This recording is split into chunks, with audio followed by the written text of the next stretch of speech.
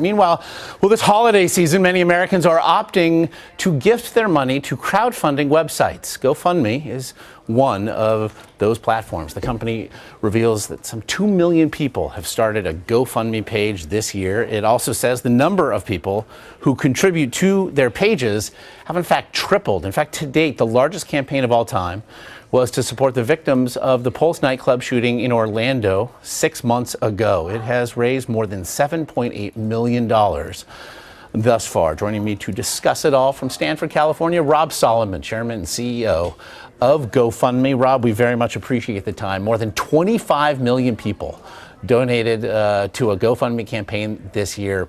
What do you make of popularity that by any metric is on the rise? Sure. Thanks for having me on. We're seeing a lot of giving this year. What's happening is GoFundMe's become a thing. It's an internet thing. Starting a GoFundMe happens when people react to floods and fires and when people need help. So we're seeing people coming together to help each other in unprecedented ways and in many different examples where people need help. Yeah, I mentioned the Pulse nightclub fundraising again, almost $8 million raised to date. What are some other campaigns that have struck you?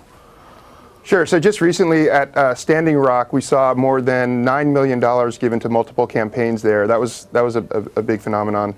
We've seen people come together for floods and fires. So in West Virginia, for example, Brad Paisley's home state, he performed a live song on Facebook to get his community rallied around helping people who were affected by the floods.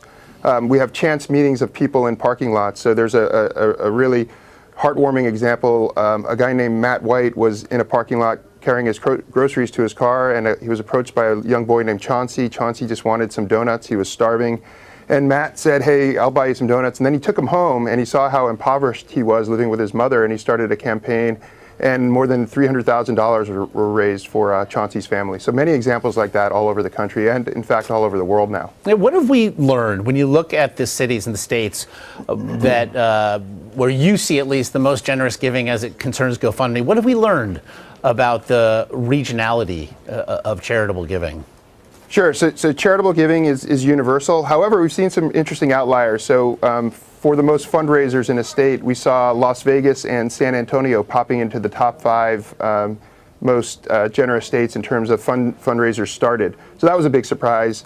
From the most generous states, it obviously maps to the most populous areas. So California, Florida, Texas, New York, those are some of the most giving states.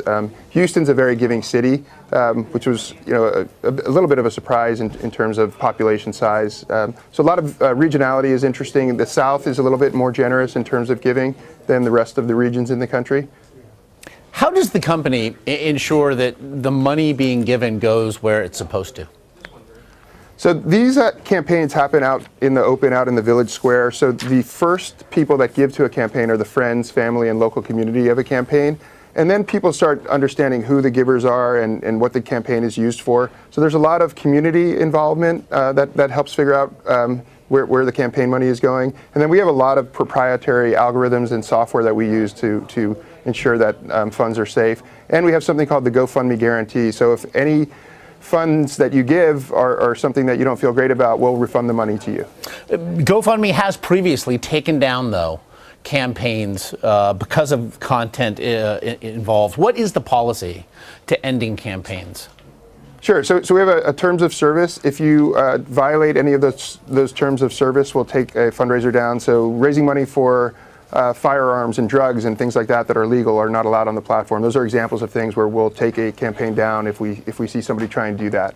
Again, I should just note it is a good reminder as we approach the end of the year, not all donations made to a GoFundMe campaign are tax deductible, but all are certainly always made with the best of intentions. Rob Solomon, GoFundMe Chairman and CEO. Rob, thank you so much for the time and for everything your company's doing. Thank you. Thanks for having me on.